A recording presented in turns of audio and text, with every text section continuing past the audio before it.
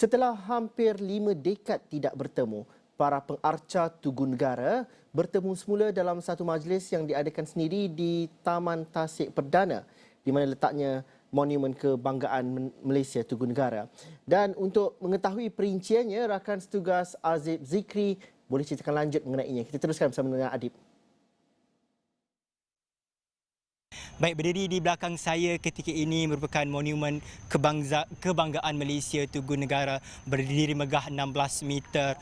Merupakan sebuah monumen gangsa dan untuk sedikit konteks buat penonton yang sekarang berada di rumah, tugu ini sebenarnya sudah disiapkan pada tahun 1966.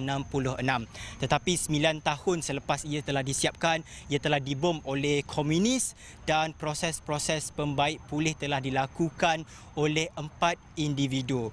Individu pertama merupakan Christopher Carney, merupakan bekas pensyarah daripada Institut Teknologi MARA, manakala 3 lagi yang terlibat dalam proses pembaikan semula Tugu Negara pada tahun 1975 merupakan anak negara kita sendiri, anak Malaysia.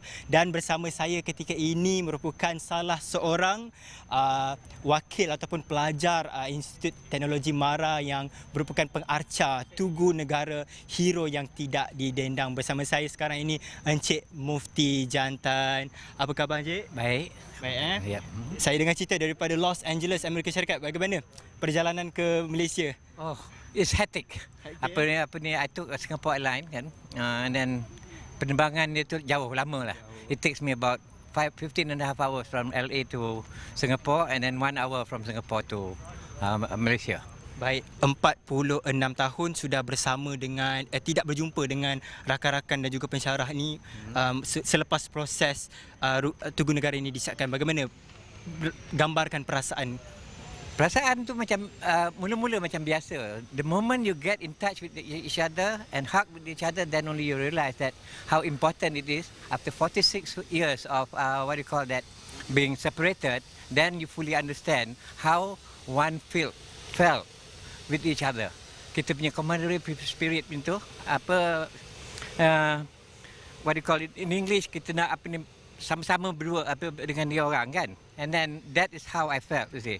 Dulu tak pernah rasa macam ni. When we left the country, we couldn't care less. Just okay, it's over and I'm done and I'm going over doing something else. Now, bila after 46 years of living this country and separating from all those people dengan kita, now I felt so big, so huge, this huge itu. Okey, mungkin boleh ceritakan sikit. Saya diberitahu yang Encik Mufti merupakan individu yang bertanggungjawab untuk menghimpunkan semua yang terlibat dalam restoration of Tugu Negara ini. Sukar ataupun tidak proses untuk menemukan semuanya? In the beginning, mula-mulanya memang sukar lah. Pasal apa? Kita tak dapat contact with each other. And deep in me, I got that kind of feeling in year 2012. Saya nakkan kita berjumpa balik semula. But selama itu saya tak dapat apa-apa kontak dengan dia orang. It's just because Christopher Carney, instead of in Australia, dia dah diam kat Fiji. Those kind of thing. And kita separated with each other in various ways and various cities. But then, bila Zul submit dia punya I nampak dalam Facebook dia, terkeluar gambar Christopher Carney, then immediately I text Christopher Carney. That's where it got started. So, if you're telling me how difficult it is not difficult because of the current situation. Dulu, as I told my friend, kita tak boleh contact each other because we are using postcard and aerogram, you see. But now, because of Facebook, internet, all this, that is easier to get in contact with. But where to get these people, itu yang susah dia. Other than that, it's quite okay, senang. Macam Encik Mufti bagi tahu tadi yang proses buat Tugu Negara dan restoration ni kedua-duanya merupakan perkara yang berbeza. Apa sebenarnya cabaran yang paling sukar pada ketika itu Encik baru berumur 20-an, sudah terlibat dalam proses yang sangat-sangat besar dan begitu bermakna buat rakyat Malaysia. Bagaimana perasaan ketika itu? The difference between those two kan, yang macam saya beritahu earlier on that it is a different set of things altogether. If you want to build a tugu, then the other one is to restore a tugu. It's a totally different story by itself. One is that when you try to restore, you must have all the skill and creativity how to restore it. At the same time, you must have the technical ability with all those metals, whatever you are using with it. Whereas, in the other hand, bila you nak build Tugu, it's up to you again. Benda tu dah ada macam tu, that is what you want to do. Whereas, restoration, the most important thing, if you were to look at that, kan, benda tu satu one whole structure. But the moment it get bomb or whatever, it just everything disappear in the thin air. Number one. Number two, everything is scattered all over. Then you have to start recollecting everything back, piece it together again. That is the most crucial part of it. Not knowing that, that is going to be difficult because you need creativity and you need sensitivity in that sense. It is a total different animal by itself. Oh, baik. Okay. Baik, menarik apa yang Encik katakan tu. Tapi melihat kepada ketika tahun 1975 tu, Encik dan rakan-rakan baru saja berusia 20-an dan kembali semula ke Malaysia ini lebih daripada hampir 50 tahun. Bagaimana pengajian di ITM ketika itu, memang membantu ataupun tidak sewaktu proses untuk membaik pulih Tugu Negara ini? ITM, as far as I'm concerned, not only membantu, tapi memberi perangsang pada kita anak muda masa itu. Ya?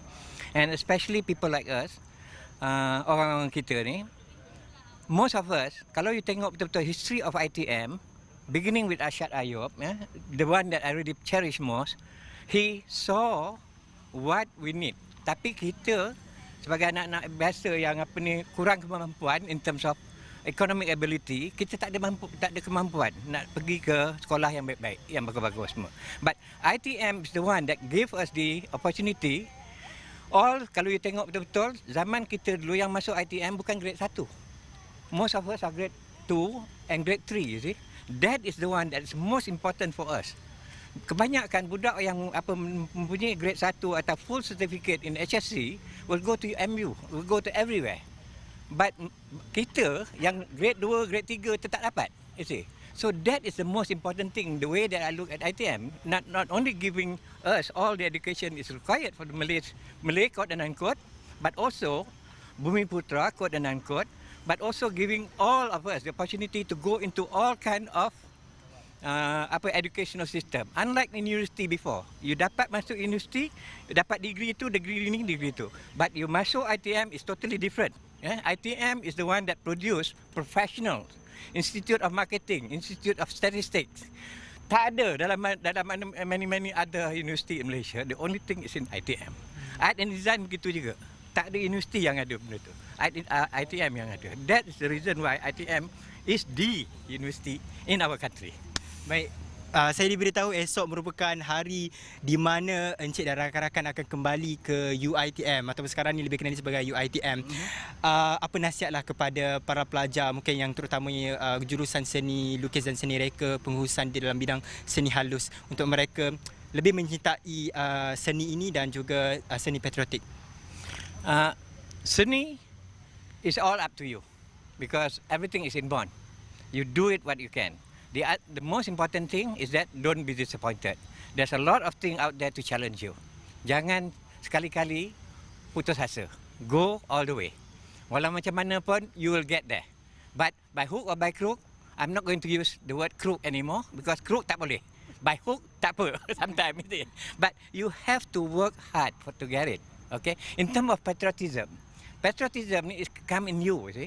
But if you are in ITM, back then, our time, we are very patriotic, and I quote, patriotic, at the same time, we are also nationalists, you see.